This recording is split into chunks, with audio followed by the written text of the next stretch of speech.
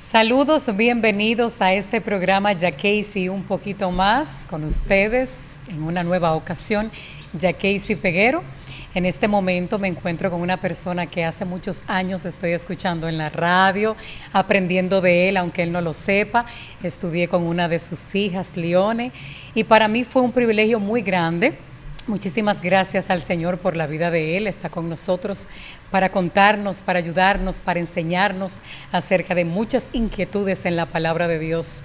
Tenemos con nosotros a Efraín Kelly. Pastor, gracias por aceptar esta invitación, por ser de los pocos afortunados. Lo digo así porque usted sabe que uno a veces extiende las invitaciones y no todo el mundo viene. Entiendo. Bueno, el honor es mío. Gracias por tomarme en cuenta. Y estamos aquí a las órdenes para que dialoguemos sobre lo que sea de tu interés. Amén. Yo regularmente no planifico las preguntas, pero no quiero que se me vaya nada. Por eso le pusimos a esta prácticamente conversación una entrevista estructurada. Y tenemos unas cuantas preguntas, señores, esas dudas que nosotros tenemos dentro y fuera del Evangelio que queremos aclarar. Y lo vamos a hacer aquí en el nombre de Jesús. Amén. La primera pregunta que tenemos es que es importante que le recordemos a la gente el valor que tienen delante de los ojos de Dios. Bueno, eso uso una manera de explicarlo. La gente habla del pecado y comúnmente no comprende el impacto. Por ejemplo, si yo miento, ¿a quién le miento? ¿Por qué se lo tomaría Dios tan personal? ¿A quién le miento? Si yo miento, le miento a alguien más. Y no importa quién sea. Cualquiera, no conozco, no tiene que ser cristiano. Si yo le mentí a esa persona, Dios se lo tomó personal. Si yo le robé a alguien, Dios se lo tomó personal. Me imputa un mal, porque aunque quisiéramos creer que ese mal se lo estamos haciendo a Dios, realmente se lo hacemos a Dios porque se lo estamos haciendo al prójimo. Esto para ver qué tanto valor tiene la gente para Dios. Es decir, Dios vela porque las personas no se hagan daño los unos a los otros, porque para Él, a esto es que se llama pecado. Es decir, como diría el apóstol Pablo, en el amor no hay pecado, porque el que practica el amar al prójimo no le haría daño. Entonces, no peca. Pero lo digo en el contexto de que nosotros somos tan valiosos para Dios. Amén. Que aunque tú nunca, es más, hay mucha gente que ni siquiera cree en Dios y lo que le pasa es importante para Él. Él está en medio del proceso diríamos que del juicio universal, trascendente, por causa del mal que alguien le haya hecho a esa persona que ni siquiera cree en Él. Y de hecho, a un asesino. Él es un asesino, merece morir, sí, pero aunque merezca morir por las leyes humanas, aún así hay un nivel de justicia que aplica a esa persona que Dios no quisiera que nadie le hiciera daño. Dios ama su creación. Nosotros somos demasiado valiosos para Dios. Y en lo que voy a decir ahora se resume el hecho. El hecho de que Él, como es nuestra forma de ver a Dios, se haya hecho hombre, haya tomado cuerpo, haya habitado entre nosotros para morir en nuestro lugar. Entonces, ¿cuánto valemos? Que alguien está dispuesto a pagar un precio que no es material, simbólico, como sería un precio de oro, de dinero. Es un precio real, de vida. Alguien puso su vida en mi lugar para darme una oportunidad de vivir más allá de lo que yo conozco como vida, estos 100 años de existencia. Entonces, el valor del ser humano delante de los ojos de Dios es extraordinario. Amén. Nosotros somos seres demasiado preciados y preciosos, y a causa de eso hemos desatado toda una guerra cósmica por el valor que tenemos nosotros como almas. Amén, amén. Y eso que fue la primera pregunta, ay santo. Vamos a pasar con la segunda, y es: ¿cuál es la mejor manera, según la Biblia y usted, de contrarrestar la depresión y la ansiedad? Bueno, Dicen algunos especialistas, porque en esa área nosotros trabajamos en terapia por nuestra posición como pastores, pero yo no soy psicólogo de profesión. Ahora, la Biblia sí nos enseña cómo enfrentar este proceso. La depresión tiene mucho que ver con el ayer. Nosotros vivimos en un eterno presente. El pasado no es más que una secuela de un presente. El pasado no existe más que en nuestra memoria y en la memoria de los que confluyen en nuestro entorno, pero tiene demasiado peso en el hoy. Y eso tiene mucho que ver con la depresión. De repente, un momento de mi historia me afectó y marcó un derrotero personal, un rumbo muy, muy particular. Y en mi presente, yo estoy todavía haciendo lamentaciones sobre ese pasado y mirando que no hay manera de zafarme de él como para tener un futuro distinto. Y esta falta de esperanza hace que el túnel oscuro sea demasiado largo, y es donde la gente entonces entra en este proceso que, si no es químico, como puede suceder, una depresión por hormonas, por falta de hormonas, o porque tiene un tratamiento hormonal, una mujer le pusieron un tratamiento por un sangrado, una cosa así, puede dar una depresión química. Si no lo es así, si es psicológica, entonces tiene que ver con eso. Pero la Biblia nos ayuda a ese proceso, en eso, porque la Biblia lo que nos enseña es a superar, a reentender la vida, a releer mi historia y a entender que el futuro no solo está ligado a ese pasado porque yo lo mantengo así. Es decir, si yo cambio de acciones hoy, si yo creo nuevas acciones hoy, estoy sembrando un futuro distinto.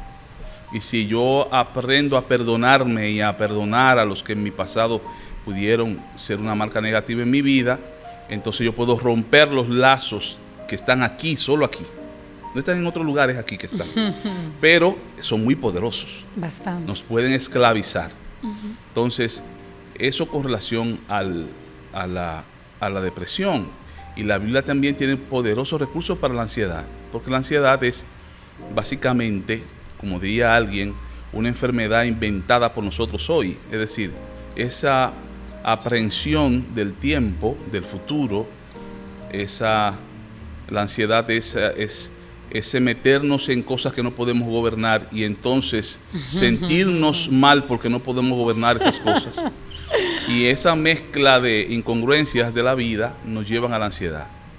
Pero la Biblia nos enseña a no afanarnos, y esa palabra es muy clave en la Biblia. Totalmente. Nos llama a centrarnos en lo que tenemos en las manos. Dice Salomón en Proverbios 4, pon tus ojos en lo que tienes al frente, y en trabajar bien nuestro presente, planificar bien el futuro, pero dejar el futuro al trabajo de hoy y al destino divino. ¿Por qué? Porque hay cosas que definitivamente están fuera de nuestro control. No podemos. Entonces solo podemos controlar lo que podemos controlar. Lo que no podemos controlar, entonces no podemos dejar que nos controle la impresión de que no lo podemos controlar, para que no genere ansiedad. Sino, dice la Biblia, por nada estén afanosos, sean conocidas vuestras peticiones delante de Dios, y Él los guardará a ustedes en perfecta paz. ¿Y cuál es esa paz? La paz que nace del conocimiento de que el amor de Dios no nos dejará sin un camino correcto para un destino correcto. Amén. Y eso nos permite saber que aunque pasen cosas muy malas, pueden resultar en cosas muy buenas si estamos en la mano del Señor. ¿Verdad que sí? Amén. Entonces, a ese deseo de controlarlo todo, podemos de alguna manera irla soltando si tenemos una correcta relación con el dueño de los tiempos, con el que cambia los tiempos y con el que conoce los tiempos. Amén. Entonces yo creo que la ansiedad y la depresión es un asunto de manejo del estado emocional que provocan en nosotros dos estaciones, el pasado y el futuro. Y en la manera en que nosotros podemos aprender a confiar en el Señor en esas dos áreas, podemos aliviar esa situación. cuando ya es patológica, porque se puede convertir en eso, donde las personas ya han sido afectadas psíquicamente por una fijación en cualquiera de estas dos áreas, entonces necesitarían ayuda o una intervención divina, que a veces sucede. He conocido personas que han salido de la depresión porque Dios le ha dado una palabra a través de alguien que ha roto ese pasado, lo explota como se explota un cristal. Se rompió y de repente son libres, viven su vida con otra alegría. Y esas cadenas que le ataban a ese recuerdo ya no están atados a nada. Y ya tienen otra manera de verse en el tiempo y de ver su futuro. Vuelve la esperanza. Entonces, Dios lo puede hacer de esa manera. Otras veces se necesita un profesional que le ayude a organizar sus pensamientos. Pero la Biblia nos da a nosotros herramientas para nosotros lidiar con esa situación. Amén, amén, amén. Así mismo es. Continuamos. Hay gente que actúa maliciosamente con mucha facilidad. ¿Qué hay detrás de estas personas? Me cuesta mucho esto, pastor, porque es que yo digo, Dios mío, ¿cómo esa persona fue capaz de hacer eso? Bueno, el problema es que los seres humanos recibimos una descarga en la historia de lo que la Biblia llama pecado. Y esto generó entonces actitudes egoístas, malintencionadas, y desde entonces el ser humano ya está absorbido por esa forma de vivir y no hay manera. Dice la Biblia que el ser humano es esclavo del pecado. Y parte de la obra de Jesucristo es traer la libertad de ese monstruo. Amén. Que llevamos dentro. ¿Qué te puedo decir? Hay personas que son presas de sus propias miserias y que sus acciones son el resultado de profundos temores en algunos casos. Dicen que los perros ladran más por miedo que por violencia. El temor lo hace reaccionar violentamente. Asimismo, el ser humano lo mueve el temor, lo mueve el egoísmo, lo mueve el placer. Hay tantas cosas que pueden mover al ser humano a actuar con una doble intención, a esconder su verdadera intención y a actuar con malicia y a buscar, qué sé yo, poner tropiezo o sacar ventaja de los tiempos, de los momentos, de las ocasiones. Aprovecharse de los demás. Sí, como un político cualquiera. Es decir, ya eso es parte de la cultura dominicana.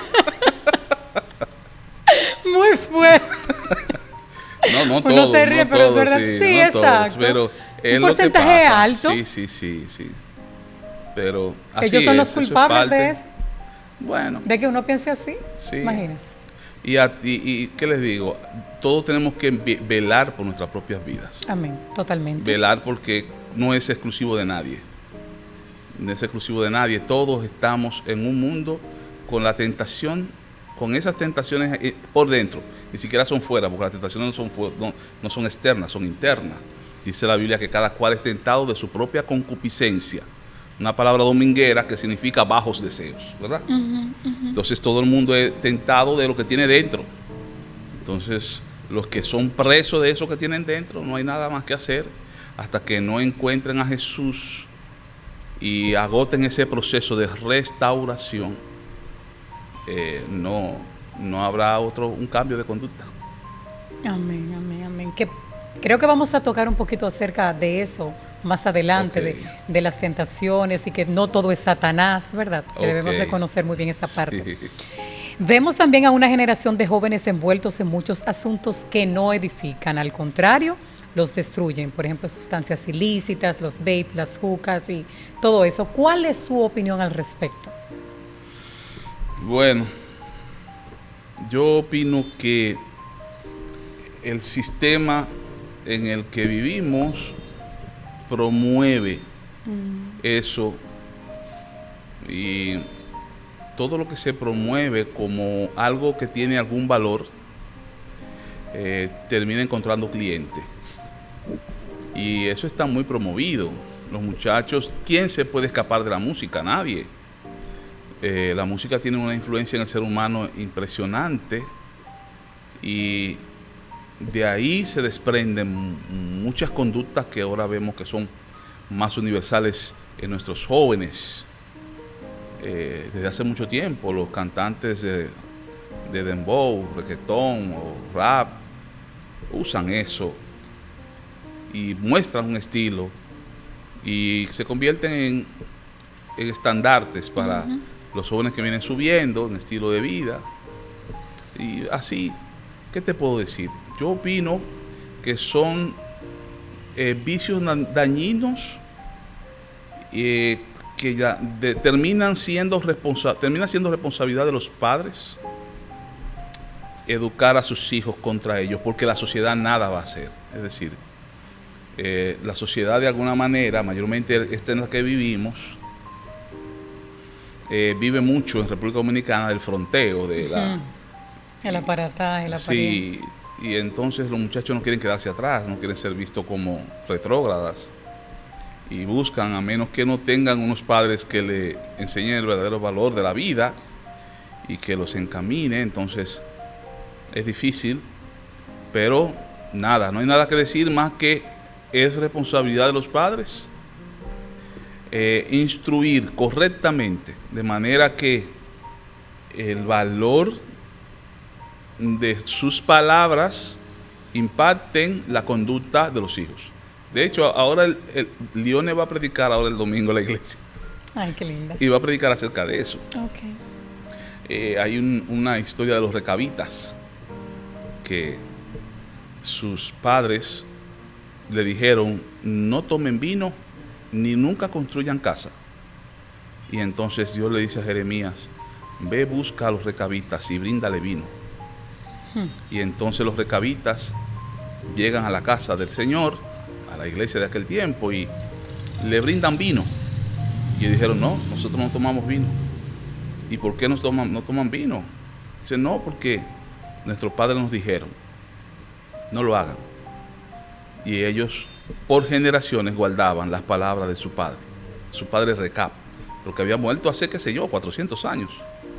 Estamos hablando entonces del hecho de que había una generación que guardaba un estilo de vida de un antiguo, emulaba, y no solamente respetaban las consideraciones de sus padres, sino que lo transmitían de la siguiente generación.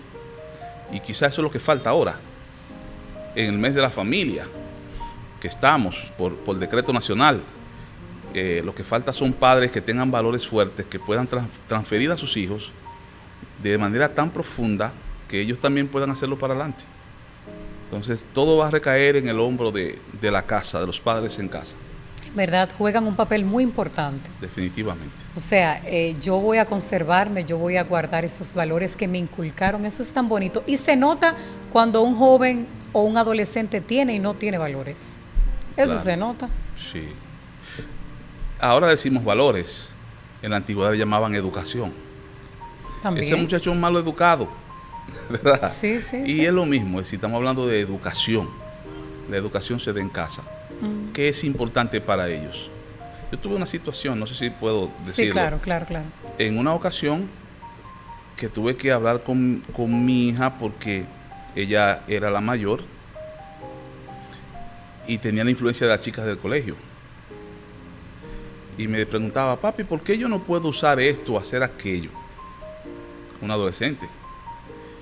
Y yo le dije: sal a la calle y búscame, por favor, entre las piedras que tuve por ahí, una de oro. Y me dijo: yo no voy a encontrar una piedra de oro en la calle. Y yo: claro que no. Fíjate que lo que más hay es piedra, pero tú no vas a encontrar el oro. Ahora yo te pregunto: ¿por qué vale tanto el oro? Y yo: bueno, porque es un metal precioso. Sí, pero ¿cuál es su valor? ¿Y usted sabe cuál es parte de su valor? Que no es común. Exclusivo. Si todas esas piedras que tú ves en la calle fueran oro, no valiera lo que vale. Siguiera siendo un mineral importante, pero no valiera tanto. Entonces, entre las piedras, tú eres el oro. Tú eres que decides si quieres ser una piedra común o si quieres seguir siendo oro. Esa manera de educar. Sí, qué lindo, qué lindo. Ya ella tenía que decidir si quería ser como todo el mundo o si quería ser diferente, pero con valor. Y entonces me gusta mucho esas palabras que usted utilizó, porque es que como que, ok, te doy la palabra, pero tú eres que sabes. Con los adolescentes se negocia. Ajá. Sí, a los niños se les ordena. Cuando entran en la etapa adolescente hay que sentarse a dialogar y a negociar, porque nosotros no podemos seguirlo tratando como niños cuando ellos están en la etapa de evolución, pasando a la juventud. Si los seguimos tratando como niños, seguirán siendo niños más allá del tiempo del que deben. Muy importante. Sí, así que los expertos dicen que con los adolescentes hay que negociar, hay que sentarse y hacerlos razonar, porque ya tienen que pensar por sí mismos, porque ya están superando la niñez y entrando a la etapa donde deben hacerse responsables de sus propias vidas. Amén. Estoy tomando notas en mi mente, cualquier cosa cuando tenga mis hijos. Usted sabe, cuento con usted, ¿verdad? Ah, bueno. Continuamos. Realmente, como decíamos ahorita, señores, ahora sí llegamos a esta parte. Todas las cosas malas que nos pasan es por culpa de Satanás. ¿Cómo podemos discernir cuándo sí y cuándo no? Bueno, primero, Satanás es un ser que quizá no conoce a ninguno de nosotros, porque él no es un ser como Dios, que tiene capacidad de conocimiento absoluto.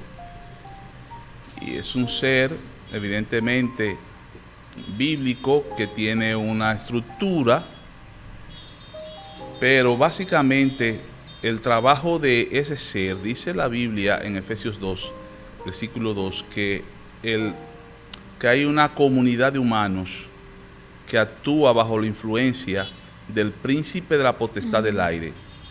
Así que el trabajo de las tinieblas es producir tendencia, y con esa tendencia él arrastra a todo el mundo, todo el que pueda. Lo malo que nos sucede no es culpa de Satanás. Lo malo que nos sucede es culpa de nuestras propias acciones.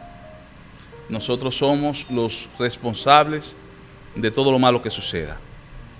Entonces las acciones mías repercuten a mi alrededor, y esto se convierte en una gran telaraña, porque las acciones de los demás están conectados a mí por el hecho de vivir en la misma ciudad, en el mismo barrio o en la misma casa. También nos conectan. Nos conecta todo, nos conecta aún el mundo, porque estamos conectados por internet. Sabemos qué está pasando en España actualmente con la Dana, sabemos todo, estamos conectados al mundo, y se genera unas réplicas de consecuencias por estar así interconectado. Es decir, todo lo que el hombre sembrare, dice la Biblia, eso cosechará. Así es. Y a veces yo siembro bien, pero alguien que está a mi lado siembra mal, y yo voy a comer también de su fruto por estar conectado a él. Yo sembré bien, pero me llega el mal del vecino. Por ejemplo, yo saco mi vehículo con mucho cuidado, pero mi vecino llega borracho, me choca, ¡pam! Ya yo estoy cosechando no de mis malas acciones, sino de las malas acciones de mi vecino que bebe y que maneja borracho. Entonces, así estamos conectados en todos en la vida. Yo puedo actuar justamente. Ahora, mis buenos frutos por mi buena siembra, van a repercutir positivamente a mi alrededor también. De lo bueno que yo haga, voy a comer yo, y van a comer lo que me rodeen. Si yo soy un buen vecino, entonces eso es bueno para mí mismo, pero eso va a ser bueno para mis vecinos. Amén. Entonces, lo bueno y lo malo que nos pasa a veces no tiene que ver con nosotros. Vamos a poner un ejemplo. ¿Cómo estaríamos nosotros mejor viviendo en el barrio que vivimos, si viviéramos aquí o si viviéramos en nuestra vecina nación de Haití? Nos dirían, bueno, en Haití tenemos un poquito más inseguro, quizás no tendríamos tantas comodidades, tantas libertades o tantos, qué sé yo, beneficios que tenemos aquí. No tendríamos la clínica que disponemos en la ciudad, en donde estemos. Entonces, ya eso es un mal que no depende de mi siembra, sino de la siembra colectiva. Si nosotros, por ejemplo, colectivamente nos volvemos locos y votamos por un presidente que busca mucho dinero, pero no lo invierte bien, ese mal que nos va a llegar a todos es el producto de la siembra colectiva. Esa decisión. Exacto. Yo no voté por este o aquel presidente, pero la mayoría votó por él. Así que lo que él haga, las consecuencias de sus acciones y de su gabinete me va a afectar. Entonces el diablo no tiene nada que ver con eso. Ahora, Dios sí tiene que ver con el sentido de la guianza. Así que Dios sí me dice que tenga cuidado por quién voto. Dios sí me dice que tenga cuidado cómo camino. Dios sí me enseña un camino para evitarme los males del mañana. Entonces, como Dios conoce el futuro, me da el camino para evitarme los males del mañana. Los males del presente, que pueden ser el fruto de mi mal camino ayer. Ahora, que Satanás en algún momento decida atacarme por alguna razón, sí, sucede. Nosotros nacemos con una marca de propósito. Y ese propósito que nos marca, a veces es atacado temprano. Por ejemplo, no es casualidad que intentaran matar a Moisés mientras era niño. O que intentaran matar a Jesús mientras era niño. Es decir, uno podía ver, bueno, era que el faraón estaba nervioso o que Herodes estaba nervioso. No, esos nervios tenían una causa detrás. Alguien intentaba destruir el propósito y eso pasa mucho. Es decir, hay personas que están marcadas con propósitos en Dios y entonces el enemigo, cuando descubre ese tipo de personas, intenta desviarlos. Personas que entonces viene un curioso y le dice, tú tienes una luz. Tú tienes como algo especial. Sí, pero dicen a la mamá, ese muchacho tiene una luz. No sé si eso puede decir aquí, pero dígalo. Préndele un velón a San Fulano. Así que vamos a hablar de eso más adelante. Entonces, porque el muchacho tiene una marca de verdad. Pero entonces ya vienen y comienzan a desviarlo hacia el culto a las tinieblas. Y entonces es un problema. Exactamente. Pero no, eso no es la generalidad. Eso no es el todo. Por eso, aunque pueda haber un ataque frontal espiritual, fíjate que nuestra defensa, según Efesios 6, son nuestras acciones. El escudo de justicia, es decir, actuar justamente es mi defensa. El cinturón de la verdad, es decir, ceñirme a la verdad es mi defensa. Es decir, al fin y al cabo, la defensa contra el diablo, contra cualquiera, es actuar justamente, hacer lo correcto. Amén. Y será mi defensa y será mi siembra para mi cosecha. Amén. Sí. Amén. Así mismo es. Hay mucha gente, pastor, que posiblemente no esté de acuerdo con que todo prácticamente no viene de parte de él, porque hay mucha gente que quiere echarle la culpa a Satán. Y en verdad somos nosotros por las consecuencias de nuestras malas decisiones. Pero específicamente, ¿hay algún tipo de sentir que yo pueda decir, esto en verdad es un ataque del enemigo? Que se utiliza mucho ese término. Bueno, es que los ataques del enemigo en su ¿cómo diríamos? En su etapa más cercana a mí, va a ser a mi personalidad, va a ser a mi carne, va a ser inflando mi carne, inflando mi ego, tratando de activar mis bajos deseos. Ese es su trabajo. Recuerda, por ejemplo, lo que pasó con Balaam. Un rey lo contrata como un místico para que maldiga al pueblo de Israel. Entonces Balaam intenta hacerlo y para hacerlo consulta a Jehová. Y Jehová le dice, no te atrevas. Y Balaam va y le dice al rey, no, yo a esa gente no le pongo la mano porque esa gente está protegida por Dios, no me atrevo. Pero el rey lo que hizo fue que le aumentó la paga. Le dijo, no, yo te voy a dar más. Y Balaam, que andaba detrás de su chelito, dijo, no, pero algo tenemos que hacer. Y en ese proceso es que se le aparece un ángel, que la burra, tú sabes toda la historia de la Biblia. El punto es que, como quiera, él hizo el daño, Balaam hizo el daño. ¿Qué hizo Balaam? le dijo al rey, si tú quieres derrotar a ese pueblo que está muy bien protegido por Jehová, lo que tú tienes que hacer es buscar a tus mujeres, seducir a sus hombres y hacerlo pecar. Wow. Si tú haces eso, la protección de Jehová se levantará y ya tú harás lo que tú quieras con ellos. Así mismo fue, le mandó las mujeres. Las mujeres fueron un instrumento para inflar la carnalidad de ellos y terminó en su desgracia, en desgracia del pueblo. Entonces, ¿qué quiero decir? Lo mismo pasa ahora. Si algún ataque yo puedo identificar de las tinieblas, lo voy a identificar en mí, tratando de levantar dentro de mí malos deseos para que yo camine de espalda al Dios al que yo le sirvo. Porque después todo lo demás, por ejemplo, en el caso de la historia de Job, no fue Dios que le quitó todo, fue Satanás. Pero, aunque lo hizo con permiso de Dios. Eso no fue desgracia.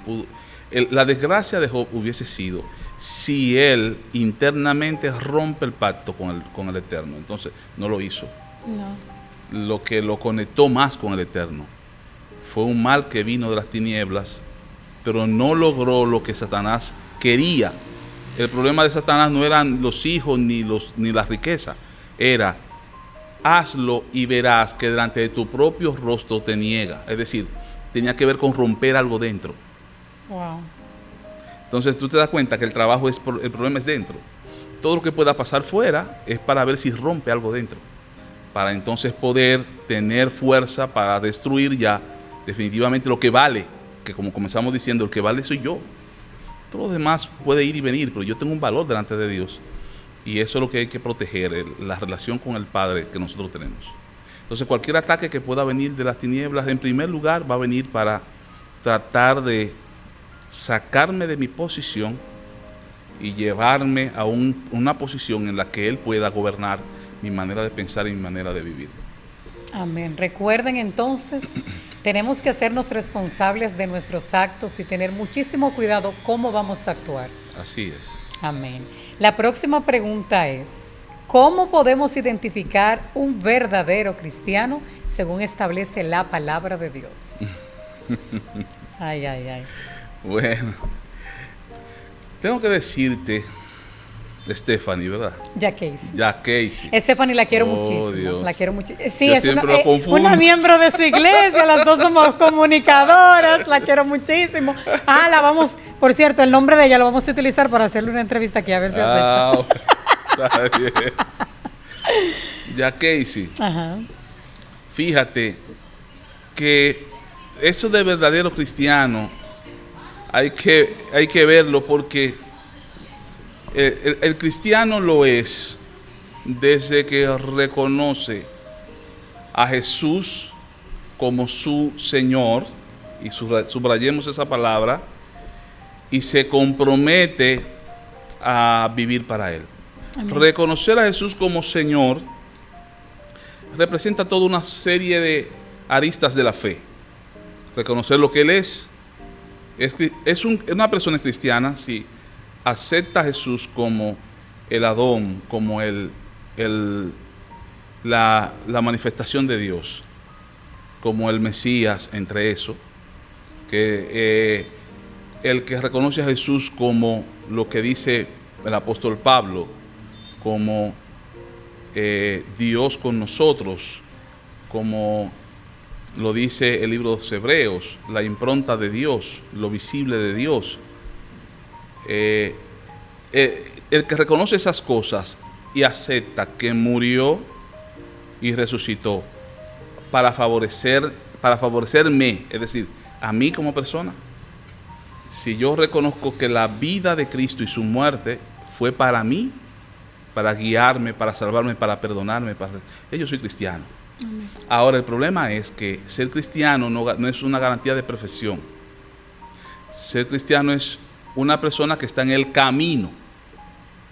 Y en ese camino yo puedo estar a 2 pasos, o puedo estar a 50 pasos, o puedo estar a 15,000 pasos de avance, de crecimiento, de desarrollo. Entonces nos vamos a encontrar con gente que son cristianas, tienen una fe correcta, han recibido el señorío, la palabra Señor significa el gobierno de Cristo sobre sus vidas, pero están en proceso, es decir,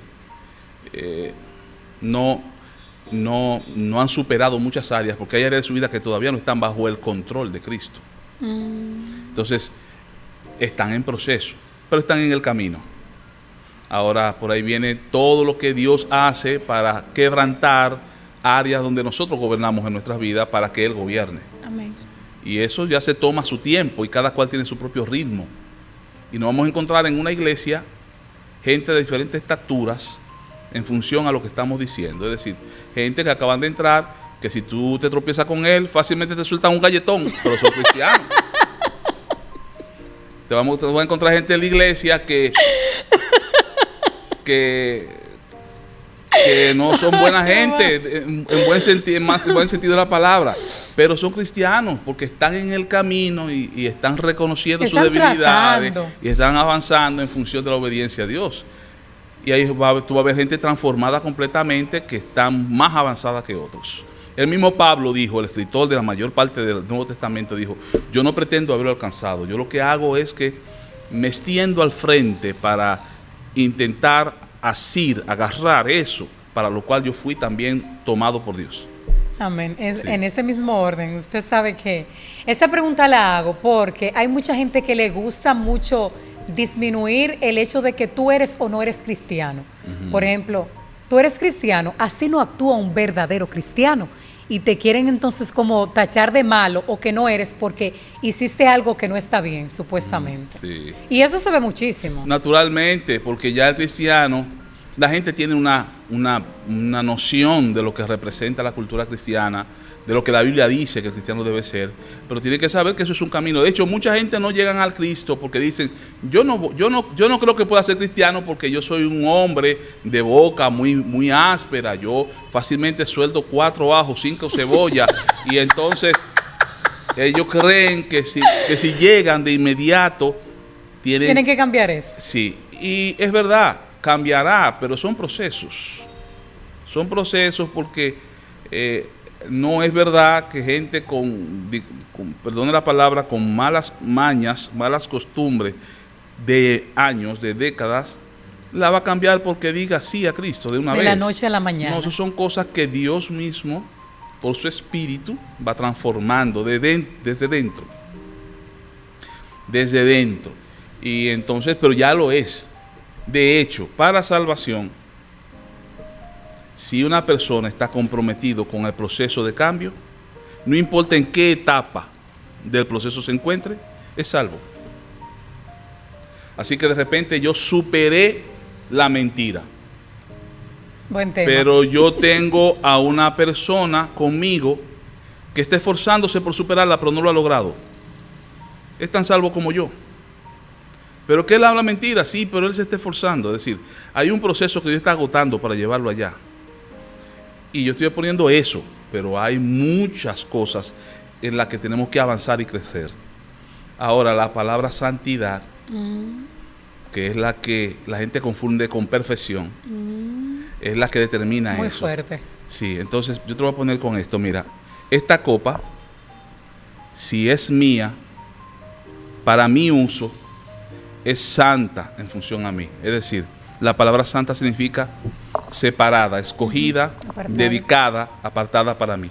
Es santa en función a mí. Ahora, el hecho es que está vacía, está por aquí de agua. No está como yo quiero, pero como yo la tomé, la adquirí, pagué un precio por ella, ya es santa. No está perfecta, pero es santa. Amén. Y es la diferencia. La Biblia dice en Efesios 4 que existen ministerios para perfeccionar a los santos para la obra del ministerio. Es decir, los santos deben ser perfeccionados, porque ser santo y ser perfecto son dos cosas diferentes. Así que la gente dice: yo no soy santo, y hay mucha gente que no lo son, porque no han sido comprados, no se han apartado, no han sido separados para Dios. Todavía son de mucha gente. Ahora, los cristianos tenemos un solo dueño. Le pertenecemos a alguien que nos compró y nos consideramos solo suyo. y vivimos solo para Él. Por lo tanto, somos santos, Amén. pero no perfectos. Amén. Ahora Dios tiene que buscar para lavar esa copa mejor, para echarle más agua, y si quiere pintarla de otro color, pintarla a su acomodo, pero ya es santa. Amén.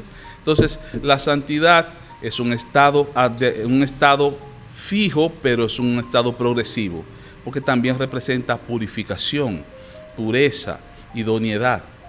Y ya ese es el trabajo que se hace en el camino. Así que solamente el santo puede ser santificado. El que no es santo, porque no le pertenece, Dios no le pone la mano, no lo repara. Él solo repara lo que está en sus manos, lo que ha sido puesto en sus manos. Si yo pongo mi vida en las manos del Señor, Amén. por el hecho de haberla entregado a Él, ya es santa. Ahora, no significa que es perfecta. Ahora Él va a agarrar con todo el derecho que yo le he dado a entregarla en mi vida y va a comenzar a hacerla para que sea exactamente lo que Él quiere que sea, no lo que yo quiero que sea, lo que Él quiere que sea. Va a quitar cosas de mí que Él cree que no deben estar, Que no conviene. que no convienen, aunque me duela a mí. Totalmente. Pero es que no te lleves, que a mí me gusta eso, pero no es parte del diseño que tengo para ti. Y entonces ahí comienza el proceso de la continua santificación, es decir, adecuación de mi vida para que yo sea un vaso útil para Él hacer lo que quiera conmigo. Amén. Sí. Amén. Yo no sé si nos va a dar el tiempo, Kelly. Nos quedan 10 minutos. Y todavía hay unas cuantas preguntas, es que claro. pero vamos a ver cómo lo hacemos. Vamos a Voy ver. a ser más corto, que yo hablo No, demasiado. lo hace muy bien, está muy bien, me encanta. Pero si tenemos que hacer una segunda parte, ¿usted viene? Hacemos el tiempo, claro. Bueno, es difícil por los compromisos, lo entiendo, pero está bien, vamos a ver cómo lo hacemos. Conocemos a un grupo de personas que antes pertenecía a una congregación y sus frutos eran dignos de arrepentimiento. Sin embargo, hoy ya no son miembros activos y dicen tener sus razones. ¿Qué pudo haber pasado en ellos según su perspectiva y qué les aconseja? Bueno, el problema con eso es que juega un papel predominante su formación bíblica. Cuando una persona recibe una formación bíblica y se aparta, comúnmente puede decir, bueno, yo lo hice por esto, por aquello, pero no hay una razón para apartarse de ese estado en que yo estoy hablando, para usar la misma muestra. Lo que sí sucede muchas veces es que las personas son seducidas por alguna debilidad que termina venciéndolo por falta de disciplinas espirituales. Porque las debilidades humanas no se vencen con autodisciplina. La autodisciplina ayuda mucho, el dominio propio, que es un fruto del espíritu, ayuda mucho, pero la autodisciplina, para usarlo como básico en el proceso de vencer, debe ser enfocada en cosas como la oración, la búsqueda de Dios y el estudio de las Escrituras, para que entonces mi hombre interior sea alimentado con las cosas que fortalecerán mi hombre interior. Amén. Para que mi carne sea debilitada. Ahora, cuando yo estoy llenando mi copa, mi ser, de cosas de la calle, alguien escucha una canción de Romeo Santos y después me dice, pastor, estoy luchando con la lascivia, pero bueno, ¿qué tú estás comiendo? ¿De qué te estás alimentando? ¿De qué llenas tu alma? Entonces con razón no puedes luchar. Caes rendido porque lo que suena en tu interior no te conduce a la pureza.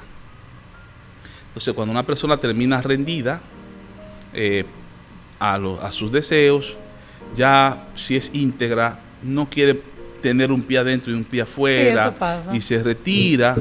En otras ocasiones hay personas que dice, no, Dios me acepta así. Eso es la religión que busca mucho. Me quiere imponer. Me quiere imponer cosas, pero en lo interior sabe que hay un estilo de vida que el Espíritu Santo hace tiempo le quitó, pero ellos no quieren que se la quiten. Es decir, se están zafando del señorío de Cristo, porque el señorío de Cristo es contrario al mundo. Y lo dice Gálatas 5:17, dice, porque el deseo del Espíritu es contra mi carne, y el deseo de mi carne contra el Espíritu. Y estos se oponen para que ustedes no hagan lo que quieren. Entonces, esa oposición, esa guerra, me va a demandar a mí que yo elija un bando. Y cuando yo entonces elijo el bando del Espíritu, me voy a encontrar privándome de cosas porque el Espíritu no está comprometido con mi placer, sino con hacerme morir a mí, para que yo pueda decir, bueno, la verdad es que el mundo me ha sido crucificado estoy juntamente con Cristo, ya no vivo yo, Cristo vive en mí, y eso tiene un dolor específico. Amén. Y el que no está dispuesto a pagar ese precio, bueno, Jesús dijo, el que no esté dispuesto a tomar su cruz y seguirme, no es digno de mí. Entonces eso es parte de la vida cristiana y de ese proceso de santificación que venimos hablando. Hay personas que no están dispuestas a pagarla, ¿no? Entonces comienzan y terminan retirándose por esa situación, mayormente por esa situación. No, que aquel me sacó la lengua, aquel me guiñó un ojo, aquel me habló mal. Todos esos son secundarios a lo real. Es como una excusa, una cotorra. Seguimos con la próxima pregunta. Hay un tema que desagrada a muchos y es el yugo desigual, porque consideran que no es necesario pertenecer a una misma religión para tener una relación amorosa. Pero, ¿qué plantea la Biblia sobre esto? Bueno, realmente cuando se habla de yugo desigual en la Biblia, no se habla específicamente del área de pareja, pero sí es un punto genérico, porque él dice, ¿qué comunión tienen la luz y las tinieblas? Y ya con esa expresión, eso embarga muchas cosas. Eso es muy, muy poderoso en la relación de pareja. No es que sea malo. Lo que la Biblia dice es, todo me es lícito, pero no todo me conviene. No está mal que un cristiano y uno que no lo es, se unan en matrimonio. Ese no es el problema. El problema es que a la larga van a terminar apuntando a intereses divergentes. Nos vamos a encontrar con por ejemplo, si es un hombre que es inconverso, que él va a querer irse de fiesta y ella querrá guardarse de ese ambiente. Ella querrá irse a algunas actividades cristianas y él querrá otra cosa. Es decir, va a haber un choque de intereses. Y eso no se da solamente en la religión. Eso se da en otras áreas de la vida. Sí, exacto. Por eso es que se llama yugo desigual, porque no se da solamente en el ámbito del matrimonio. Si yo hago sociedad con alguien para un negocio y no tenemos una misma visión, es un yugo desigual.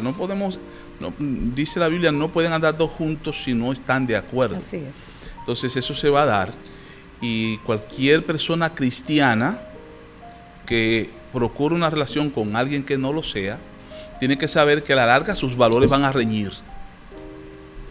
Y tiene que estar preparado para eso, y lo que nos damos cuenta es al final que hay muchos divorcios a causa de eso. La experiencia nos los dice, no de ayer, experiencia de décadas, nos enseñan que hay situaciones difíciles con eso. Hay personas que, tienen una relación de pareja y uno se convierte y el otro no, y ellos tienen acoplada su vida y llegan a tolerarse y todo eso. Pero la adaptación propia de comenzar una relación con diferentes intereses, ya eso es un punto en su contra. Si hay personas que están en la calle, que ya tienen una relación, que ya pasaron sus problemas y se llegaron a acoplar y llegan a Cristo uno o el otro, se ve que se mantienen. De hecho, a veces terminan los dos siendo cristianos. Sí, eso pasa también. Sí. Eso pasa. Y a veces hay personas que son cristianas, se buscan un converso, y esa persona termina siguiendo a la cristiana y terminan los dos siendo cristianos. También sucede. Lo que hay que evaluar los riesgos, porque el paso matrimonial es un paso demasiado delicado como para tú asumirlo bajo una condición de riesgo. Eso es lo que digo. Definitivamente. Ya Alberis me dice que no tenemos tiempo. Okay. Dios mío, Padre amado. Pero hay una pregunta que yo, con el permiso del máster y Alberis, voy a hacer, y vamos a tratar de ser un poquito breve, pastor. Okay. Y es con relación a la manifestación del Espíritu Santo. Es un tema muy debatido y hay muchos que suelen expresar que hay acciones que están un poquito extrañas porque parece ser que las personas están como poseídas. ¿Qué dice la Biblia sobre eso y también su experiencia con relación a eso del Espíritu Santo? Sí. La verdad es que esa pregunta debería ser para otro momento porque la explicación no puede ser corta. Entiendo. No puede ser corta porque habría que hablar mucho acerca del tema, pero de que están poseídas, lo están. La pregunta es ¿por qué espíritu? Porque no todos los espíritus son los mismos. El Espíritu Santo es un espíritu. Y el Espíritu Santo sí dice la Biblia que viene a nosotros. Y lo que recibieron en Pentecostés, Hechos 2, la gente que estaba ahí fue al Espíritu Santo. Y el Espíritu Santo los tomó y les dio idiomas. Comenzaron a hablar en otros idiomas. Diferentes temas. En los idiomas que estaba la gente de ahí. Y no solamente eso, lo que pasó allí le hizo saber o le dio a entender a los demás que no estaban en el lugar, que solo eran espectadores, le dio a entender que estaban borrachos. ¿Qué pasaba ahí? No se describe, lo describe lo que veían afuera. Decían, están borrachos. Y Pedro dijo, son las 9 de la mañana, no bebemos a esta hora. No había esa, ¿verdad? ¿Qué era lo que pasaba? Bueno, ahí que venimos a ese tema, y eso es un poquito profundo en nuestra experiencia particular. Cuando el Espíritu Santo llega a vidas, lloran, ríen, caen por tierra. Estuve en un lugar donde un joven, bajo el fuego del Espíritu Santo, en un batey, nunca había hablado creol, agarró a un haitiano y comenzó a hablarle en creol. Wow, como a Y le habló en creol, cerca de 10 minutos. Wow. Y el haitiano así, con los ojos. Y yo estaba ahí, unos cuantos de la iglesia, estábamos ahí. Cuando terminó, él llamó, porque no hablaba español, al que andaba con nosotros y le dijo, dile a él que todo lo que él me dijo, ya me lo habían dicho en Haití. Y se reconcilió ahí el haitiano. Wow. Resulta que el que le habló en creol nunca había hablado creol, fue bajo el fuego del Espíritu Santo. Ahora, si tú lo oyes, él todavía no sabe creol. Y tú lo conoces, no te voy a decir el nombre por aquí, por ética, tú lo conoces. Él todavía no sabe creol. Pero el que estuvo allí y vivió la experiencia y supo que habló perfectamente creol con eso por 10 minutos con esa persona y nunca lo había hablado ni lo habla aún hoy, sabe que el Espíritu Santo hizo con él lo mismo que en Pentecostés. Entonces, las experiencias son demasiadas y ya tendríamos otro día que hablar del tema. Wow. Entonces, bueno, exacto. Vamos a ver qué tiempecito usted tiene. Solamente quedaban como algunas 6 preguntas, pero también muy importantes como las que tratamos. Sí. Yo le quiero agradecer de todo corazón porque no se pudo en un momento. Yo le escribí de nuevo porque yo estaba guapita, pero gracias. Gracias a Dios se pudo. Sí. Y de verdad que muchas gracias por estar aquí. Para servirle siempre. Recuerde que usted es una persona de mucho peso, de mucho ejemplo, y hay mucha gente que lo escucha y hay mucha gente que aprende de sus enseñanzas. Gracias. Estoy dispuesto a rebajar un poco para no pesar tanto. Yo espero, vamos a poner como meta el año que viene, rebajar aunque sean 40 libras para tener menos peso. No sabía esa parte de usted, pastor. Señores, muchísimas gracias por su atención, por su fiel sintonía. Recuerden compartir esto con otras personas que ustedes consideren que puedan ser edificados, comentar. Y estuvo con ustedes Efraín Kelly y Jacqueisy Peguero para servirles. Hasta la próxima.